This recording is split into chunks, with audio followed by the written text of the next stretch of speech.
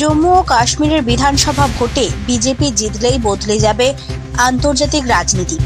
ভারতের অংশ হয়ে যাবে পাক অধিকৃত কাশ্মীর। ভূস্বর্গে দাঁড়িয়েই হুঁশিয়ারি দিলেন উত্তরপ্রদেশের মুখ্যমন্ত্রী যোগী আদিত্যনাথ। বিজেপি নেতার দাবি, পাকিস্তানের আর্থিক সংকট চলছে, অধিকৃত কাশ্মীরের বাসিন্দারাই আর পাকিস্তানের সঙ্গে থাকতে চাইছেন না। বিজেপি নেতা যোগী আদিত্যনাথ দাবি করেছেন, क्या पाकिस्तान प्रस्त आतंकी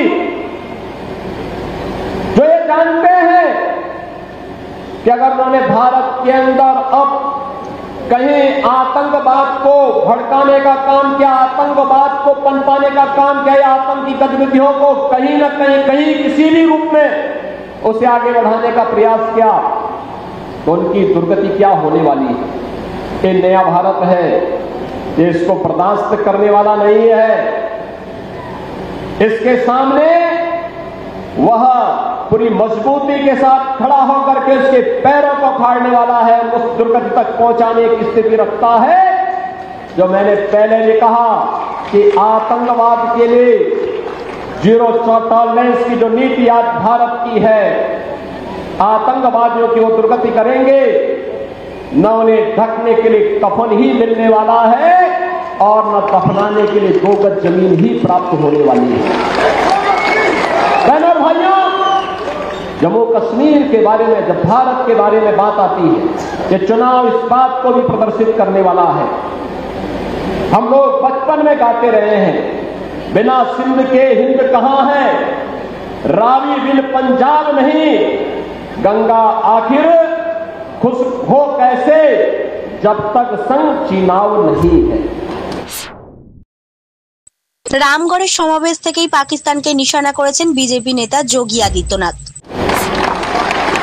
बहनों और भाइयों, पाकिस्तान आज परेशान है 2 कारणों से। एक, अपने ही कर्मों की सजा भुगत रहा है। बलूचिस्तान कहता हमें पाकिस्तान में नहीं रहना, क्योंकि बलूचिस्तान के लोग कहते हैं, बलूचिस्तान के लोग कहते हैं कि साहब पाकिस्तान की हुकूमत कहती सारी विदेशी है। ये बलूचिस्तान के लोग अपने को अलग कह रहे हैं। और याद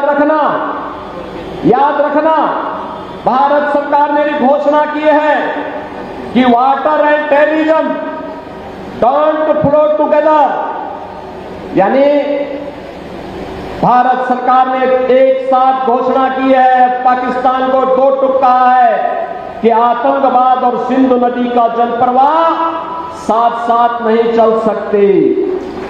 1960 के सिंधु जल बंटवारे की समीक्षा करने का आदेश भारत सरकार ने दे रखा है।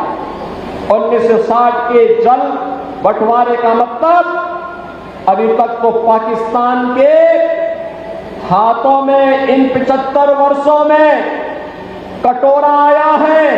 अब एक एक बूंद पानी के लिए तरसेंगे लोग, एक एक बूंद पानी के लिए तरसने वाले हैं।